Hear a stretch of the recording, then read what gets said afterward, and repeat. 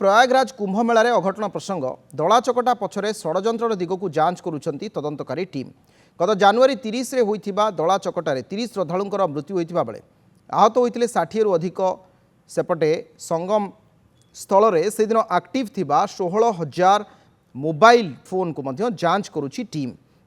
एही 16,000 फोन रु अधिकांश मोबाइल वर्तमान स्विच ऑफ थिबा कहा जाउछि। सेपटे कंट्रोल रूम रु संगृहित सीसीटीवी फुटेज आधार रे संदिग्ध मानकु चिन्हट करिबा प्रक्रिया जारी रहिछि। तेने आसंता काली अमृत स्नान थिबारु स्थानीय अंचल रे कड़ा सुरक्षा व्यवस्था लागू करा जाइछि। पुलिस को हाई अलर्ट रे रखा जाइछि। आसंता फेब्रुआरी 12 रे माघ पूर्णिमा रे चतुर्थ महास्नान थिबा बेले फेब्रुआरी 26 शिवरात्रि रे शेष महास्नान रहिछि।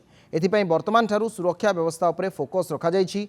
मौनी अमावास्या रे प्राण हराइथिबा 30 व्यक्ति मध्यरु अधिकांश बिहार बोली सूचना मिली। गत शुक्रवार उत्तर प्रदेश सरकार द्वारा गठित 3 जणिया विचार विभागीय कमिशन घटनास्थल में पहुंची स्थितिर समीक्षा करथिले।